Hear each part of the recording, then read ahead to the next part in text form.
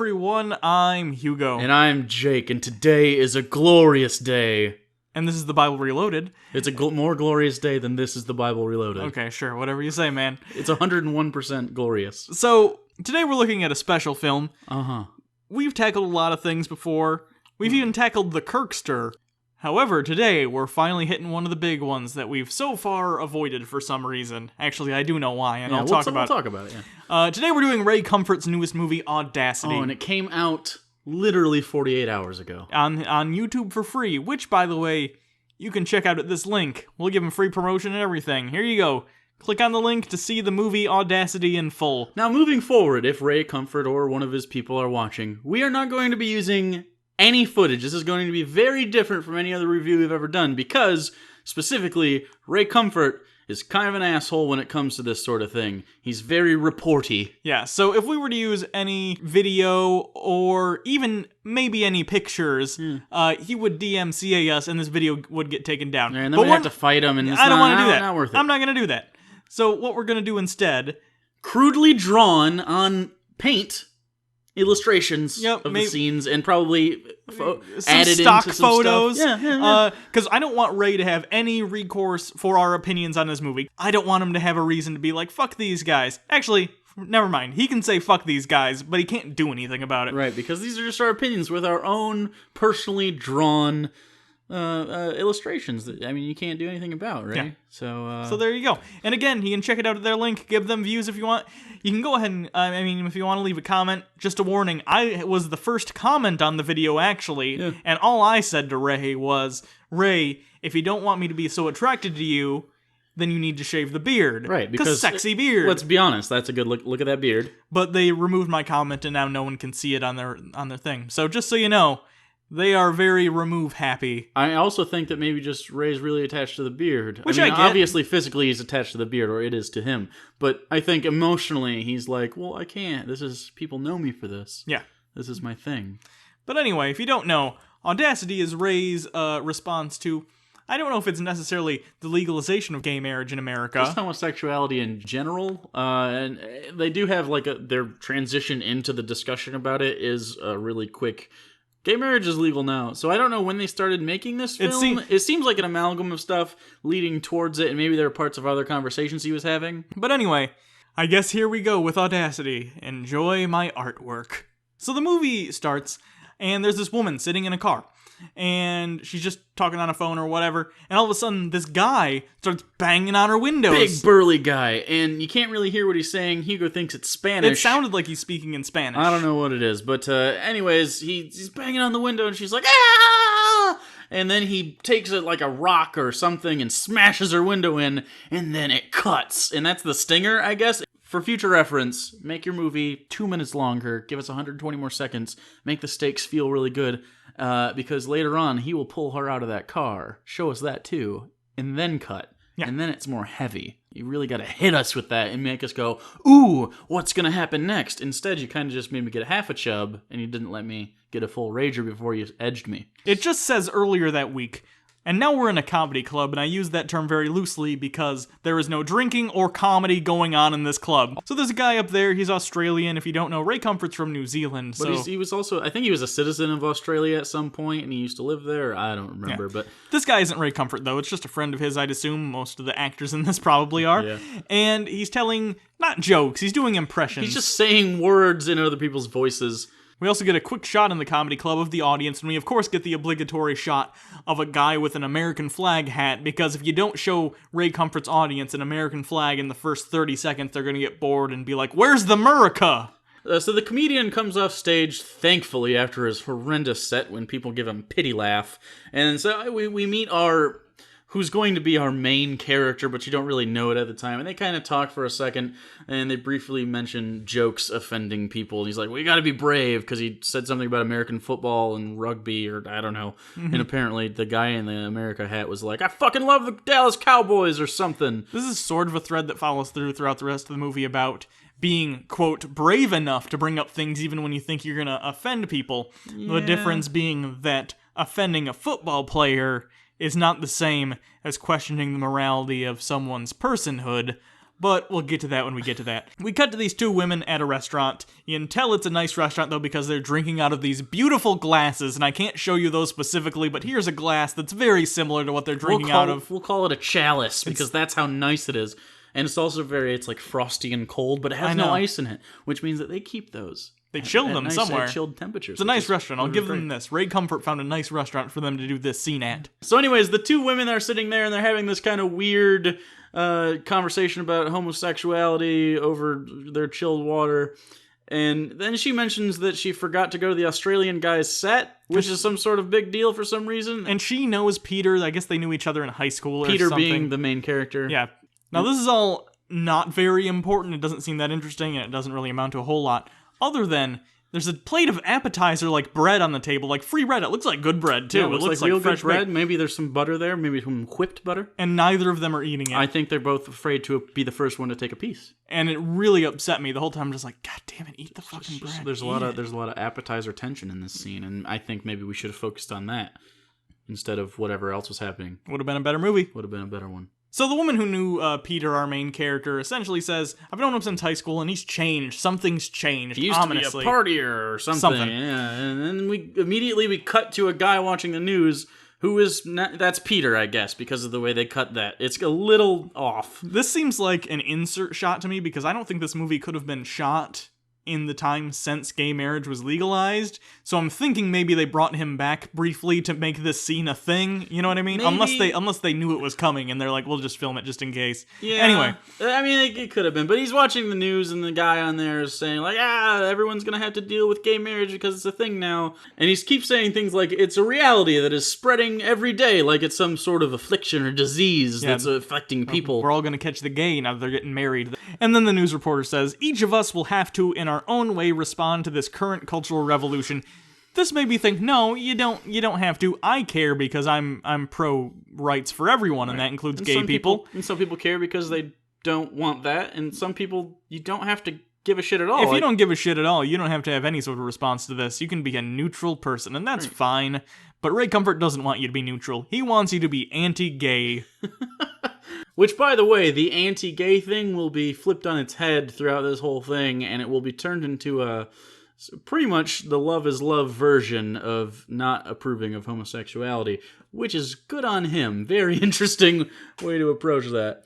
And Peter, for some reason, looks forlorn about this, as if he is personally not... It doesn't look like he's hateful, or it looks like he's worried. Yeah. We'll talk about it when we get to it, but that's sort of the theme of the movie, and it's one of its major problems. It's a little patronizing. So Peter comes in the next day to their hipster place that they work at. They never say where they work, but it looks like sort of a hipster den. It's pretty much a hipster emporium. And Peter sits down with his friend who was at the restaurant before. Her name is Diana. And they have a conversation, and they talk about the comedy set a little bit, and then she's like, oh, you have comedy bits too. Why don't you tell me one or whatever? It's like, I could do a Russell Crowe, the guy that throws phones at people and is fucking weird. They do this for like 3 minutes. He's like, no, I can't do it. And then he never does it, and there's no payoff to that until the very end. So then he starts looking at this book on his Kindle or whatever. It's a tablet of some sort. And she's like, what's that? And he's like, oh, it's the Bible. And she goes like, oh, you're a Christian? As if this woman who's in her late 20s, maybe 30s, has apparently, it seems like she never interacts with Christians in a country comprised of vast majority Christians. Yeah, and he'll get this sort of reaction from a lot of different people, as if there's a visceral reaction by non-religious people in majority that are like, ugh, Christians, religion. Like, I have never had that reaction to someone, even when I was at my douchiest atheist stage. Sure.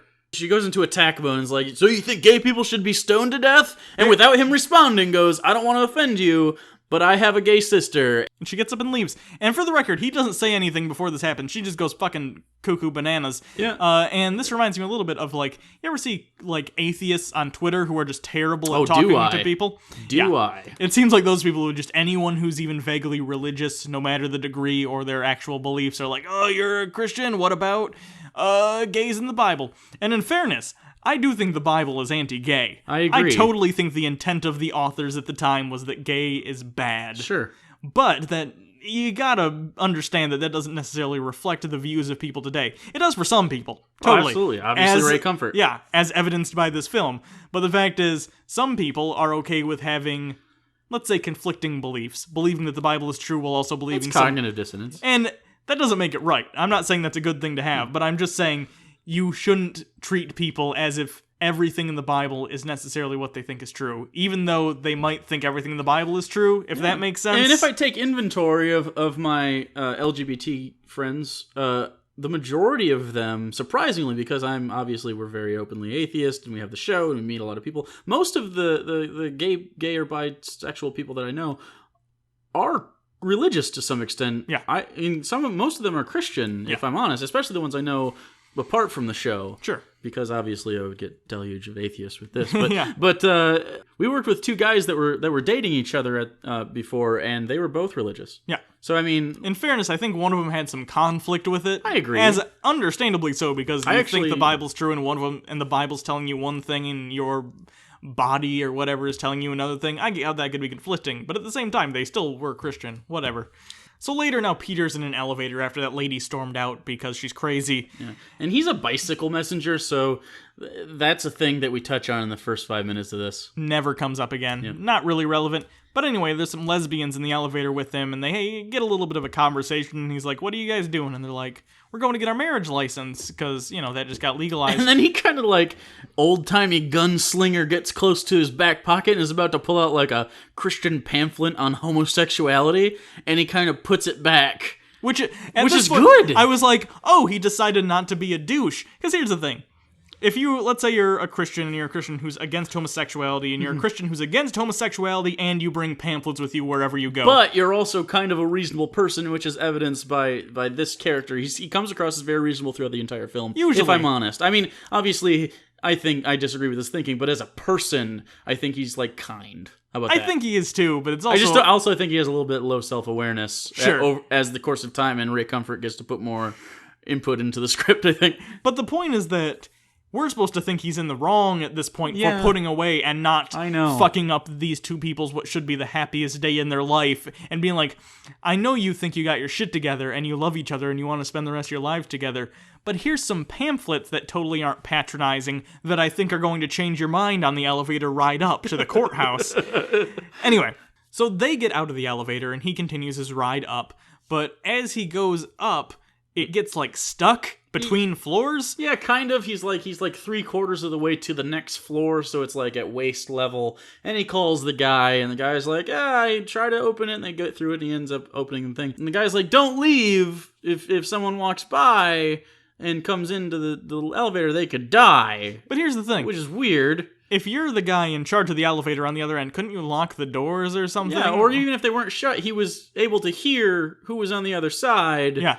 Why don't you just be like, you hear someone coming, just listen intently. I assume there's a turn the elevator off button somewhere. Probably. Anyways, so the lesbians are walking to the courthouse, presumably, and this rando old guy in a suit and tie walks by, sees them holding hands, and kind of shakes his head in disgust. So Peter, freaking out, needs to deliver this package because he's a bicycle messenger guy, and I guess he was late last time or some shit. Hurries up, he's chewing gum, he writes a note, and then takes the gum, sticks it on the door, and slams the note to the door, says, hey, danger, don't do this. Peter walks away, he runs into this old guy who is disgusted by the lesbians, and he says, hey, you gotta come watch this elevator door for me. If someone gets in this, they could die. And the guy's kind of annoyed by this, but he decides to do it, and Peter walks away. And then this old guy hears the lesbian couple after they've gotten their marriage license or whatever, which was incredibly quick, by the way. Yeah. And they start walking back, and he can hear them, and he kind of has this scheming look on his face, and then he takes the note off the door and walks away with the intent of this lesbian couple getting in this elevator and dying. And it gets better, because they get in, and then they die. It's great, too, because Peter has this moment where he sees them get in and the doors are about to close. He's and like, it's no! slow motion, no! And then he wakes up. It was a fucking dream. Everything from the beginning of this was a dream, except because of the ending, the stinger before the weeks earlier thing. Yeah, it's weird. It doesn't explicitly say when the dream started, but based on what the two women, Diana and her friend were talking about That's at dinner. gotta be a dream. It seems like that's also a dream, which would imply that maybe the comedy set with the Australian friend was also a dream. But then they do a comedy set later, and they kind of reference some stuff, but So it's not maybe it very did clear. When was the dream, Ray? This is like Memento. It's more like Inception. Out of No, it's like as confusing as Memento the first time you no, watch but I it. feel like out of the Christopher Nolan movies, That wasn't you could have confusing drawn to me. from. I'm brilliant. So Peter is now distraught over this dream, and if you can't piece this puzzle together, it's all a metaphor. Peter thinks that this is a sign that if he's allowing gay people to be gay and be happy doing their own thing, it's basically tantamount to allowing people to get on an elevator and die without warning them. Specifically, newlywed married lesbians. What a strange metaphor to pull together. Anyway, so he goes on Google. It's not Google. It's called search. But it's Google. And he Googles how to minister to homosexuals. Yeah. And which was better than what he was going to type, I think, the first time. Because it was like how to speak to, and it was like he was hovering over the G or the F. Or, you know what I'm saying? Yeah. Like, and he's like, we'll go PC for Google this time. And what do you know? Ray Comfort videos come up. The very first ones. If you've ever seen Ray Comfort's movies before, this is the first one that's actually, in my opinion, it's the most like a movie, even though it's only like 48 minutes long. Usually they run kind of like documentaries and they're quick cuts. Yeah, but this one has that narrative with Peter and Diane and his other friends, intercut with what he normally does, his bread and butter, which is man-on-the-street interviews with the biggest idiots in the world. It's very similar to when Jack Chick puts a chick tract in a chick tract. Yeah. Also very Inception-y. Yeah. You're right, this was all about Inception. My Memento ref was wrong, you're correct.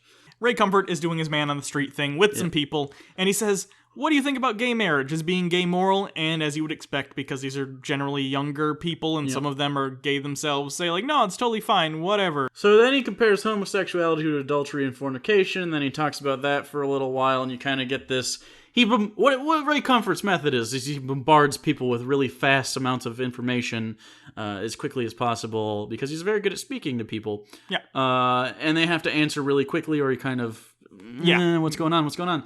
And so people give him very short, kind of glib and kind of shitty answers. And often, I guarantee, he didn't take the most intelligent people out of the sample size that he had. The people that he actually ends up using, it's like people who have no introspective skills and believe certain things, popular opinions. For instance, gay marriage is fine, which is a popular opinion now, but they don't understand why. And for fuck's sake, I'd rather have people for gay rights and not understand why than be against it and not understand why, if that makes sense. Because it's the morally correct position at this point. But they have no way to defend these arguments in any sort of coherent manner. It's really awkward. Anyway, so Ray's argument is that, well, if people can be born gay, can they be born fornicators and adulterers? And blah, blah, blah? And you're getting to a little human nature-y here, Ray. Yes, people are born fornicators, but you're using the word fornicate to imply an immoral sexual act, when really sex is just a pretty neutral act if it's with consenting adults. And yes, I would say that some people are probably more prone to seek extramarital or extra monogamous activities. Sure, and some people aren't even monogamous, and some people don't ever want to be in a relationship, and some people are asexual, and so like the whole thing. I just don't think he understands sexuality, and if he does, he's purposefully ignorant of any nuance to it whatsoever. The issue is that with Ray Comfort, who is a presuppositionalist, he looks at everything from a biblical framework, even when the biblical framework doesn't align with what we know about the world today and how human beings work. So, you can talk all you want about how adultery is not so cut and dry, and cheating on someone is wrong, obviously, but like some people are polyamorous, for instance, and that's not necessary. But it is technically adultery if you're married and you fuck other people. But if you have the consent of the partner, I don't find that to be an issue at all, and I don't know, it's just a whole thing. There's no nuance for Ray. It's what's in the Bible is in the Bible, and that's part of the issue. Also, conflating homosexuality to something that could potentially hurt someone, because if you're cheating on someone, obviously, if the person that you're with is not cool with that and is unaware, that's going to hurt them. Being gay in and of itself is not an activity that I would consider harmful to parties involved as long as it's consensual. Right. Not to mention, homosexuality doesn't just mean the gay sex. If you're homosexual even if you're abstinent, in the same way that when I'm heterosexual, even if I was abstinent, I'm still heterosexual. Exactly. And I don't think people against homosexuality ever really separate the facts of sex from orientation. Like, they don't separate the act of it. And also, it's very important that he keeps this in the sort of social Christianity framework. He'll add scripture later on, but he does it in such a way that it's very accessible to someone who wouldn't be a Christian or is a cultural Christian and doesn't go a lot, because most of these people, I'd say 90% of the people shown in his portion of the film, I'll call it the documentary portion, are openly culturally Christian, and so they're like, well, yeah, I believe in God and I believe in the Ten Commandments, and then he's like, well, no, you don't. You don't even pay attention, because here's the things you don't do about the Ten Commandments. And I agree with him in that respect, because they're ignorant of them and they've just been ignoring them. But it's because they don't actually believe them. Sure. You know what I mean? It's just like, yeah, I'm a Christian, because they don't give any thought to it. They're just young. All of them are young people. Yeah. Except for, I think one looked like she was in her 40s on the beach. And then there's, I don't know, it's just, he's bombarding them with all these questions that they've really had no time to think about ever, because they don't give a fuck. No. And that's Ray Comfort's thing. It's finding people who don't know what they're talking about, but are willing to try and express opinions that they've never thought about expressing. And he is easily able to control the message because he's leading the conversation. Because even though his message is shit, and everything he says I find fault with, generally, that's a pretty broad statement. But you know what I mean. Every argument that he makes against this. Because it's presuppositionalist. Exactly. So his premise, beginning with the Bible, assuming that it's all true and no matter what, you have to fall back on that, yeah. And the premise is false, so I disagree with everything that follows from it. So he finds these people who are, like you said, culturally Christian, have never put any thought into their belief, or whatever you want to call it, and he's able to lead them because, as far as they can see, he knows more about the Bible than they do. And frankly, he probably does. I'm sure he does. But his interpretation of the Bible isn't necessarily correct just because he's read it more than them. I don't think there is a correct interpretation of the Bible. I think it's false in general. I think it's something people wrote down. But the fact is, as far as these people perceive, he knows more about it than they do, so he's able to lead the conversation, even though he has a very biased, very narrow, presuppositionalist view. Anyway, basically what we're trying to say is these people are terrible. Yeah, they really suck at this, and they're no match for Ray Comfort, which is interesting because most of the people watching this feel like they probably are, and you might be. Maybe. Because I know for a fact that if he came at me with these, I'd be like, oh, no. And I wouldn't be in the documentary at all, because I would just have been no content for him whatsoever. It makes me wonder how many people he must have to go through day after day to try and get... Because in all these, usually he ends up interviewing about 10 people, and it's all edited, interspersed with the different parts of the conversations. He does this a lot throughout the week, just just in the community that he's in. Which makes me think he must have interviewed like 100 more people that just were not receptive and he couldn't lead. Not to mention the editing tricks he's probably using. Right, because sometimes he'll say something and then he'll be like, is that reasonable? And they'll say yes. But you don't know what they said yes to. It cuts there. So, I mean, it could just be, is it reasonable for me to quote this to you? Or is it reasonable if A, then B, and it had nothing to do with whatever was before? Now, I'm not saying that everything must be editing tricks. I don't know. He's definitely better at this discussion than those people, clearly. But I would feel much more comfortable with critiquing this sort of thing if he were to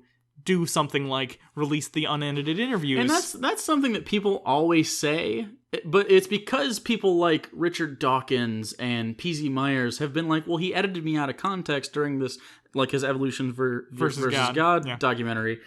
People were mad about the way they were edited in that, and I think that speaks to the ethics behind him and his editing crew. Yeah. And the thing is, all he'd have to do is release completely unedited interviews, even just with these people that are in the documentary. Right. I'm not asking for all of the ones he didn't use, although that'd be nice, because I assume some of those people didn't fall for your shit. Yeah. It just boggles my mind that there are people out there who will watch Ray Comfort videos and him talking to people and not see how blatantly, for one, how misleading his conversation tactics are, and how edited it is. And that's not to say that no one does that that's not on our side. Like, I'm sure Bill Maher, during his documentary Religulous, which we may review someday, I'm sure he had an editing trick here or there, and maybe it's bad, or maybe it's not as bad, I don't know, but he's clearly not doing this type of thing with people. And maybe P.Z. Myers made himself look like an ass, and he really did suck at his interview during that. Whatever. Let's see it. Yeah, like, that's all I would ask. I'm just... Like, if people are complaining about it, Ray, you gotta kind of do that. But the thing is, he doesn't have to. I know he doesn't have to, but I mean, this is aimed at Christians who want their beliefs reinforced. But if you want anyone to respect you, no, I'd agree. I'd agree. Your shit. Anyway, so back to the story, because there is one, I guess. The next day, Peter comes in, talks to Diane, because now Diane is really there. This isn't a dream as far as I know. And they're back at their hipster company, whatever. Yeah. And he asks her, you don't have a gay sister, do you? Like she did in the dream. And she's like, no, my sister's not gay. She's married with kids. And he's like, kind of like relieved a little bit, I guess. The way they cut it, though, makes it imply that he may be relieved that he didn't actually kill lesbians on accident, or... Yeah. I don't know. But... So Peter asks her what she thinks of gay marriage, because he's still kind of freaked out over the dream or whatever. And I think she's relatively receptive to it. She's like, yeah, sure, great, whatever. And she also says it doesn't like the Bible, because she realizes he's Christian at this point. Doesn't the Bible say that God sends people to hell for being gay? And immediately he's like, you're missing the point. Jesus came to change this shit. Like, No, Peter. You're missing the point. There's two sides of this. Okay, so here's the situation. Let me lay this out, because it's one sentence, but it's incredibly important to this entire argument. Entirely. God creates hell. Yes. God decides who goes into hell. Yes. God creates people. Yes. God creates gay people. Yes. God makes it a sin to be gay, but these people are gay by creation. Yeah. And then he sends them to hell. Yeah. But then he says, but you don't have to go to hell if you believe in Jesus. Right. Okay, but if you track this back, God still created hell and decided who goes there and then made people who will go there by default. That's what I never understand by that argument. And a lot of people are like, well, Satan. It's like, well, God created Satan too. And then he's like, well, he created free will. It's like, well, why is free will inherently good if one of the results for the vast majority of people is to go to hell and burn for eternity? Right. Wouldn't that make free will a bad thing in general? Yeah. Luckily, I don't see free will that way because I don't think there's a God, so I think free will's all right. If we have it. I don't know. That's a philosophical debate that I'm never going to have. Anyway. So good job, Ray Comfort, for jumping over a huge point of contention that could be debated philosophically ad infinitum. But whatever, one sentence is good enough. Yeah. And it kind of implies that she's religious, but doesn't matter, because we're going to go show Ray Comfort interviews on his phone to her, and then she'll be okay. So now that we're back to the interview documentary style, Ray brings up 1 Corinthians chapter 6, verse 9 and 10, which he makes people read out loud so we can talk about it with them. And normally this is the part where we would show you the clip and be like, here's what they said.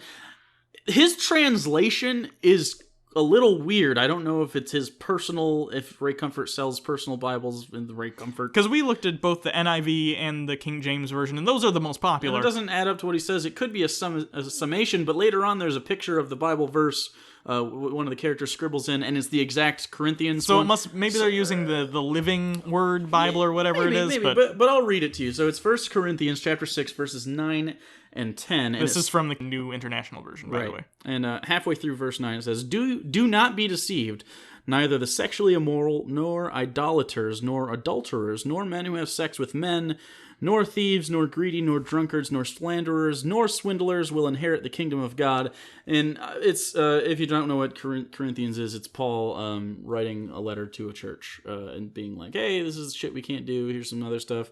He talks about incest and married life and other shit, but he's just talking about sexual immorality right here. And yes, it does explicitly say you can't, dudes that have sex with dudes can't do it. Totally. And interestingly, the Greek translation to this, and they'll bring that up in the film in a little bit, means specifically men who take part both in the active and passive facets of gay sex. So tops and bottoms. Yeah, so good for the Bible and good for Paul knowing exactly how pitching and catching works. I'm also interested that they had terms for passive and active. They were not aware of power bottoms.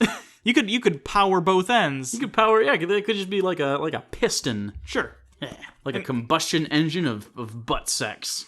Anyway, so it was at this point that I definitely said to myself, okay, so this movie is not for atheists or any sort of non-believers or anyone who's not Christian, because this movie, as are most of his films, but this explicitly is about telling Christians how to feel about homosexuality, because he's using the Bible, and not even in a sneaky way. He's using the Bible explicitly as the reason you should think homosexuality is bad, which is, exactly. I'd understand That's that. Fine. He's a presuppositionalist. But here's the thing. You have no other reason other than sin to say that homosexuality is bad, so if you get rid of the Bible, which Jake and I and many of our listeners already have because we're atheists, then we now have no reason to think that homosexuality is bad other than it's an arbitrary rule put forth by God, who also made the homosexuals, which kind of makes him a dick. So then, of course, as with the previous interview segment, the people that he's interviewing can barely form coherent sentences because he's being so frantic in editing, and they're just generally seem like people who don't think about the things that they believe. And he's talking a million miles a second. I mean, it could get a little much for someone that doesn't talk about this. Even I would say that if I was talking to Ray Comfort, I think I'd stumble a little bit probably at first. Because it's his job. Yeah, I mean, we do this for a living, but it's not the same as trying to lead a conversation with another person, which he is an expert at, because that's how he makes his money. I could keep up with him, but God, he talks fast. Because I feel like we'd try and slow him down and be like, whoa, let's go back to what you said before. But he wouldn't ever wants come back, to keep going forward because that's how he thinks you win an argument. Anyway, so back in the, quote, real world, Peter is still talking to Diane, who we had just shown this video to, and Diane's like, wow, they're Christian or whatever, these lesbian couple that are in the interview portion, and he's like, yeah, but a lot of people say they're Christian and they're still sinning or whatever, because Peter, and by extension Ray Comfort, is apparently now the arbiter of what is and is not a Christian. I always think this is interesting. The no true Scotsman argument, of course, that's what it is. But deeper, it's just so strange to me that any one person who claims to be a Christian themselves thinks that they somehow have the gold standard of what defines someone as a Christian. Now, personally, I don't think there's anything other than your own personal thoughts on the matter that make you a Christian, because being as though I don't think there is a God, there's no objective judgment. It's basically just, do you think you're a Christian? I guess you're a Christian then, because there's no real... It's like how to be a New York Yankees fan.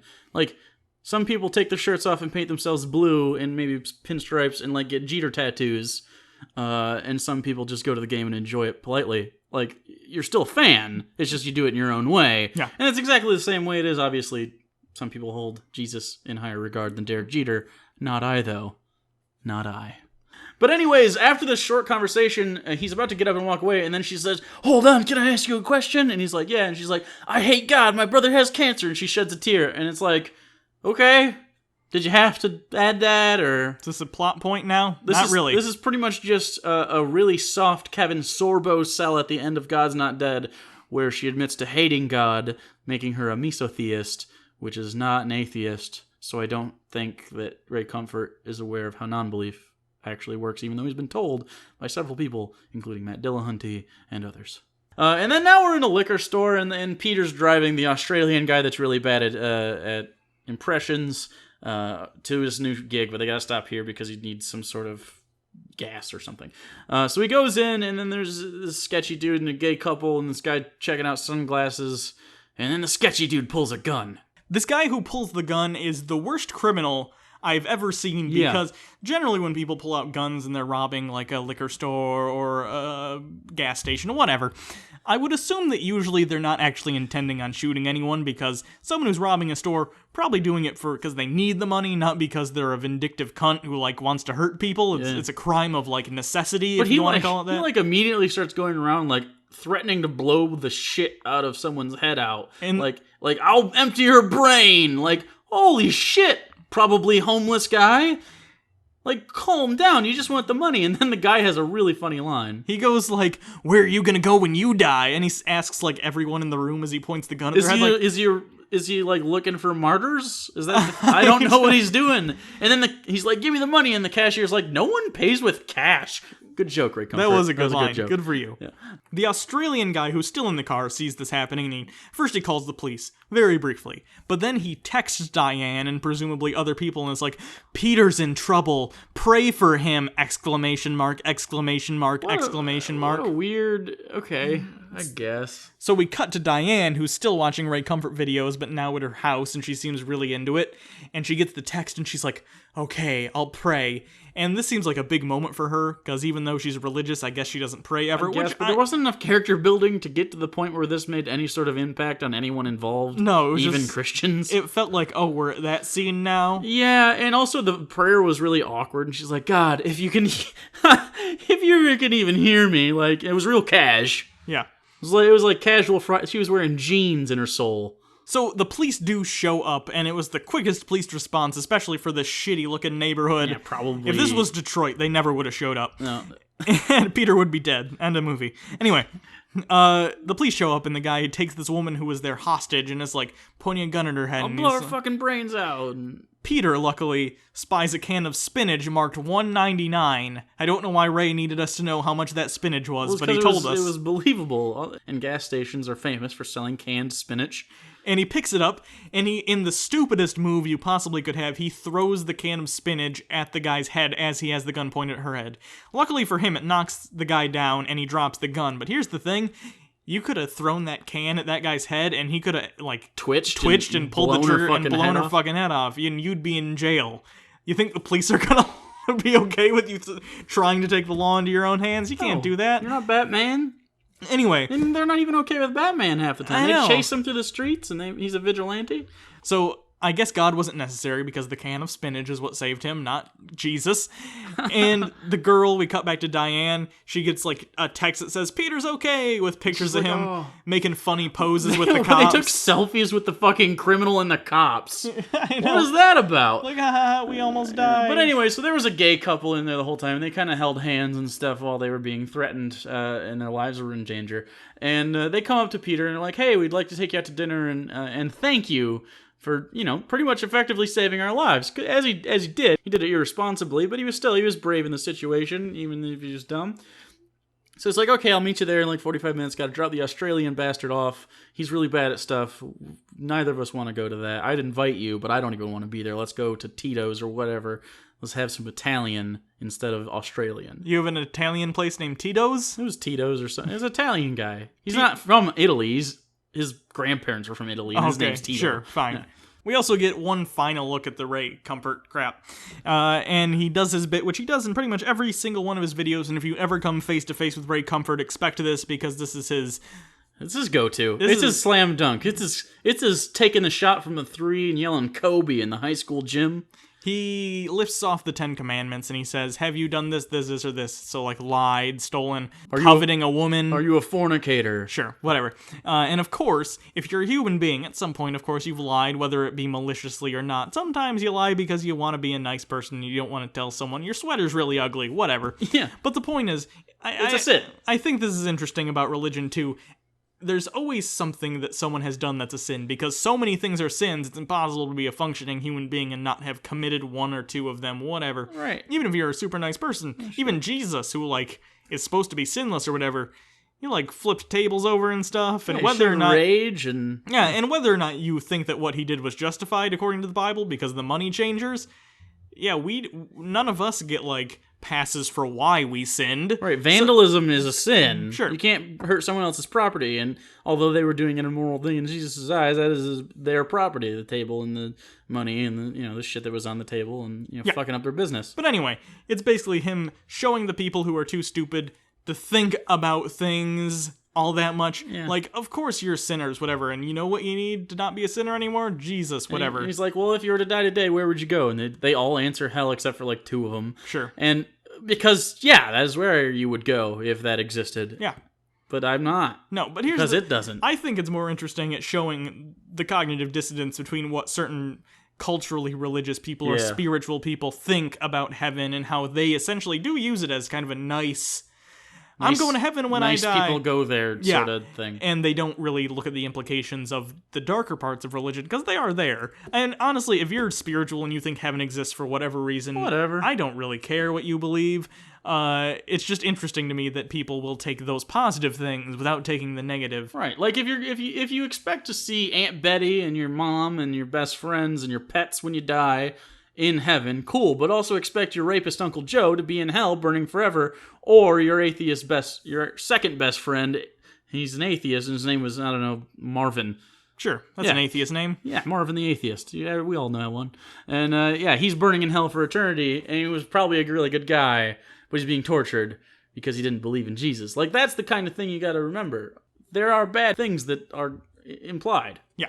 So he's at the dinner with the gay couple, and he mentions he's Christian offhandedly. Yeah. And they get all of a sudden very defensive, because again, as if these two people have never met a Christian in their entire lives. Yeah, especially the more dominant of the two gay guys. I don't know what his name is. He's just blonder, pretty much. But he's very, very opposed. And the other one's a little more passive about it. And he's like, I don't want to hear this kind of talk. And they're kind of like, we'll go sit down and maybe order. And then they start having the more discussion. And Peter, because he has no social graces whatsoever, brings out a bunch of Christian pamphlets and, like, is homosexuality a correct position to have? Yeah. Sort of shit with, like, rainbows and, like, a cross on it. It's like, Peter. Yeah, that's not something. I mean, and here's the crux. Here's the crux of this entire movie. Yeah. Because Peter in this scene says, Christians don't hate gays. We just want to, save you from sin or whatever. And I think the message of this movie is wrong, because the message of the movie is essentially, sure, certain Christians might say homosexuality is a sin and preach to homosexuals about it, but it's coming from a good place. Yeah. I have never once assumed that it's not coming from a good place. That's not the issue, Ray. The issue is that you can have the best of intentions and genuinely think you're doing the right thing, and you can still be wrong. Yeah, and that's absolutely. what this is. And the whole argument is, like, Peter in this specific case loves people more than the people that aren't willing to speak up about homosexuality. Is like, love should, if I truly love other people, I will tell them that they are going to hell because I truly care about them. And some people honestly feel this way, especially like parents of gay kids. Sure. They freak out, and if you are a gay child and haven't come out to your parents, or you have, and you've experienced any sort of negativity or think you might, it's genuinely in their heads like you are in danger. Yeah. And they care about you very deeply, and it's maddening. And I understand that. I get that. Like when you see a kid climb a tree and you're like, don't climb the tree, and you start to yell at them and get mad like they could fall. That's how they view it. Only when you fall forever and then get tortured by the devil. But the thing is, if the tree doesn't exist and they're not really climbing anything, then you're just an asshole yelling at your kid for no reason. You see the issue? Yeah. Like, really, it comes down to, yes, you might have good intentions, but at the end of the day, some people just aren't going to want to hear your shit, because they don't believe the same things you do, and they don't see things the same way. Right. And granted, in this scene, and obviously this is very straw-man-y for both sides. Yes. For both sides. Peter's very, very nice. I think pulling out pamphlets to anyone in that situation is fucking stupid. It's pretentious in a way, and it's kind of holier than thou, and it's a little preachy, and it's very pushy, and it sounds like something Ray Comfort would do, because that's the kind of guy he is. But the gay guy on the other side, not both of them, and again, I don't know their names, so I'm going to call them the gay guys.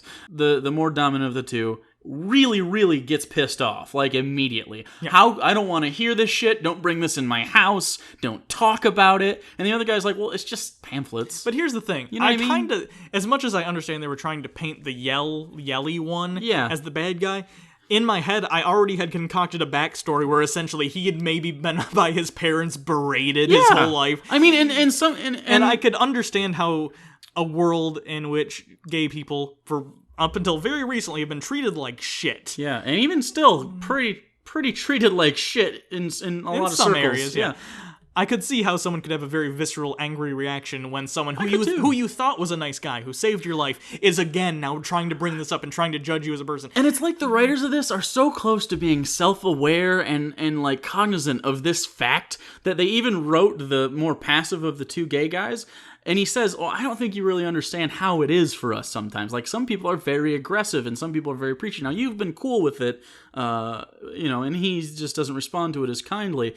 And it's like, they were so close to catching it, and then they lost it, and then Peter opens his mouth. So the angrier one leaves, and the other gay guy is there, and the waitress comes up. It's like, "Are you guys ready to order or whatever?" He says no, but and this is a little bit of a tirade I'm gonna have to go on briefly, very briefly. As if this whole thing wasn't a tirade already.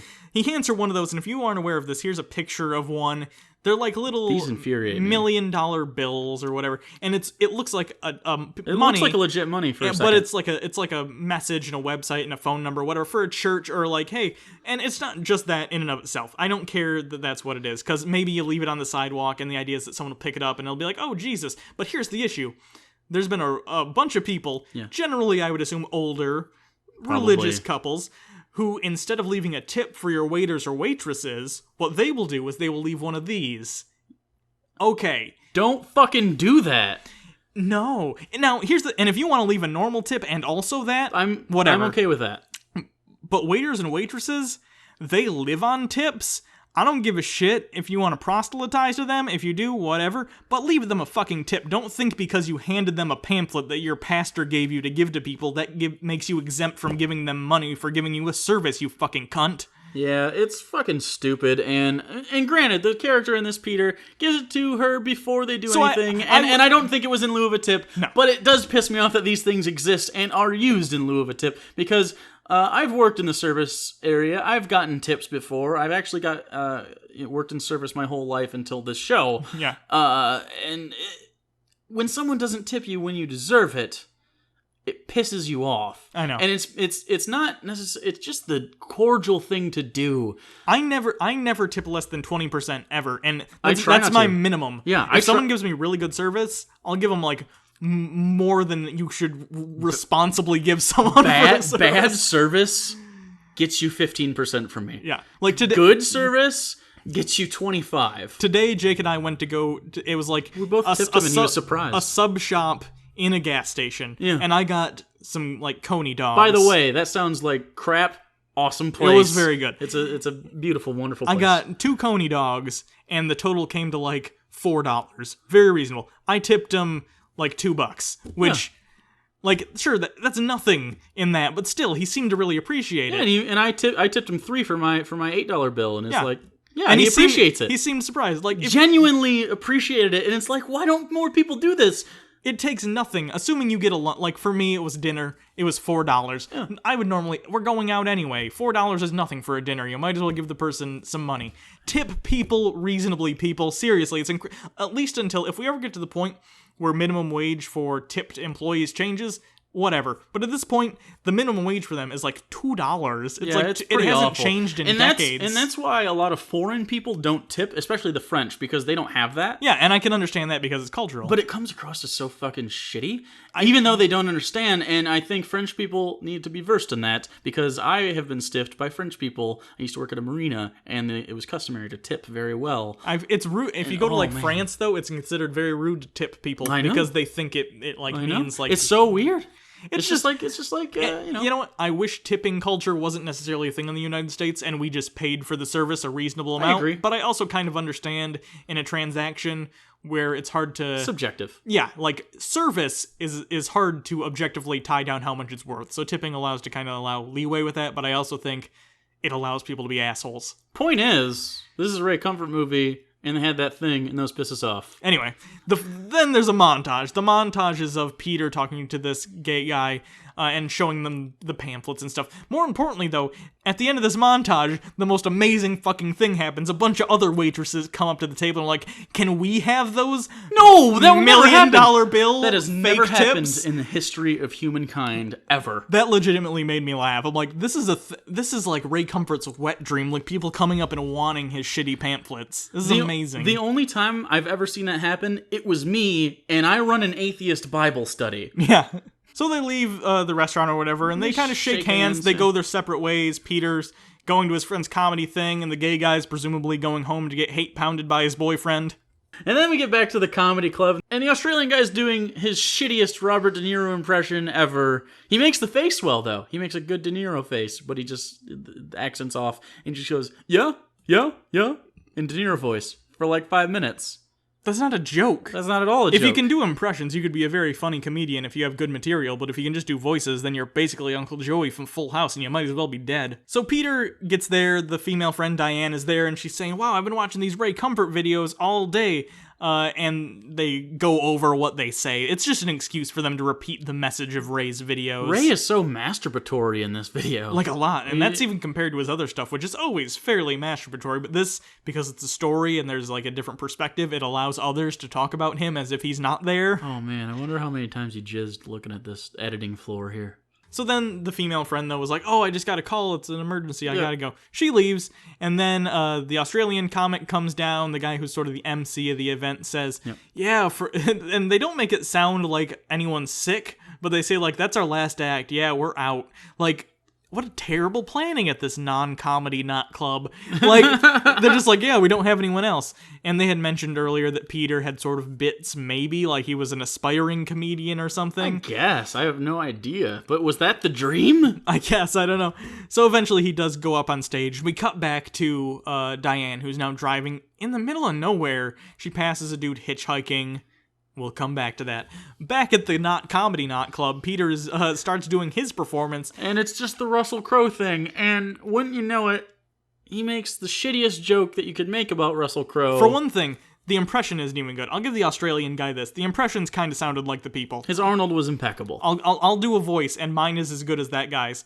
I'm Russell Crowe. Are you not entertained? I threw a phone at a guy. He literally says I threw a phone at a guy. Saying a thing a person did while sounding like that. Not a joke. Not a joke. Not even close to a joke. And he gets fucking applause. He got an ovation. He got an ovation. By a whole group of people. And Hugo was sitting next to me. He's like, well, I guess I can get that if they're all drunk. Every single one of them had water. There's no excuse for that reaction whatsoever, unless he was in a mental hospital and this has all just been in his head.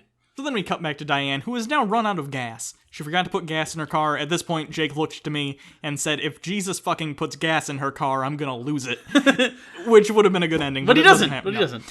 The hitchhiker there earlier all of a sudden starts pounding on her window. Yeah, so it's the scene from the very beginning. It was the stinger. Now we're at that point. This is our flash forward event. And he smashes the window and pulls her out of the car just in time as the car gets hit by a train because she stopped on tracks and didn't realize. Do you get the metaphor, guys? The metaphor is because she is actually revealed to be gay. Yeah.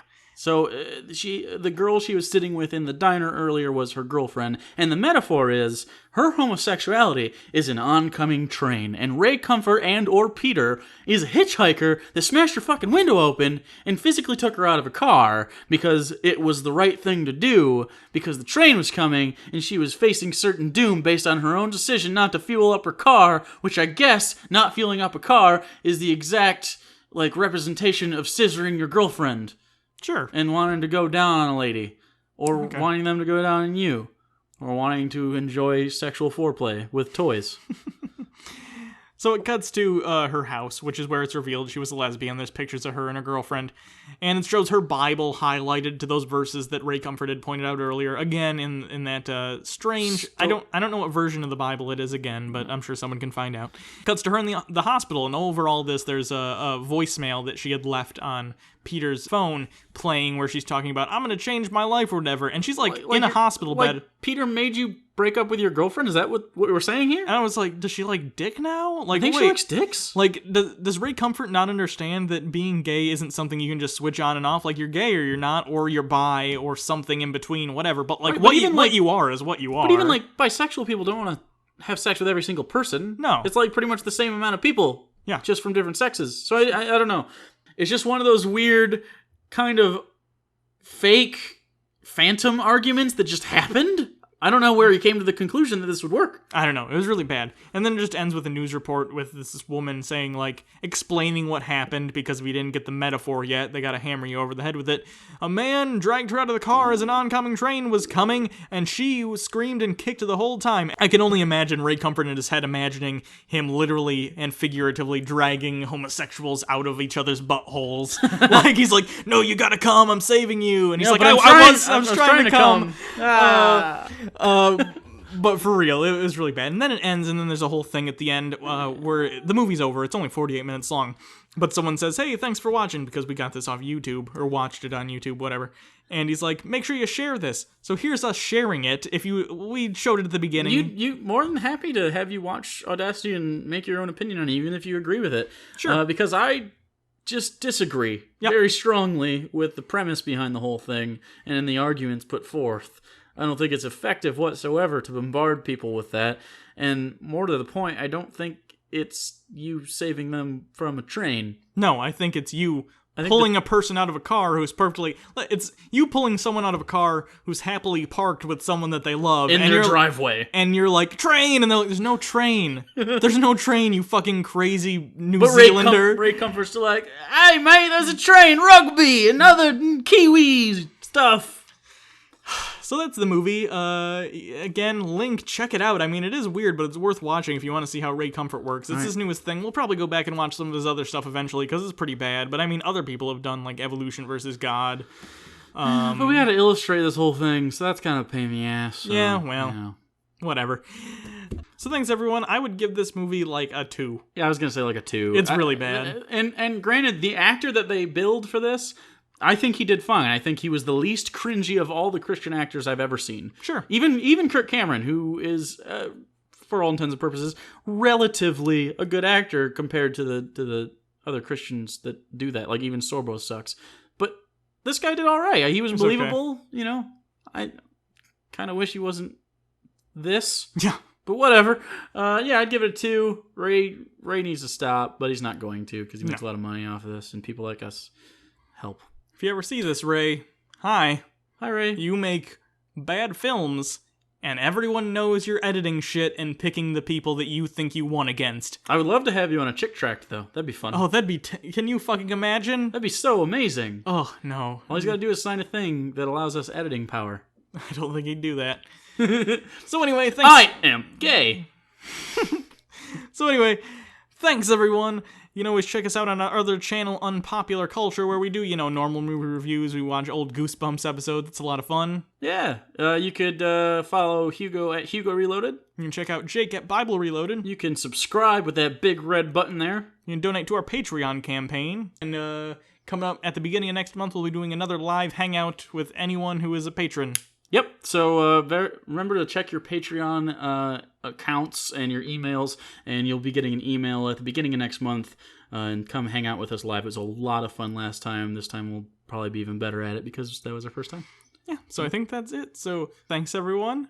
Until next time, I'm Hugo. And I'm Jake. And this has been The Bible Reloaded. With Audacity by the wonderful, beautiful, beardy Ray Comfort. I want to be inside you. I want to be around you while Hugo's inside you. Okay. I'm not thrilled about it, but... I like to watch.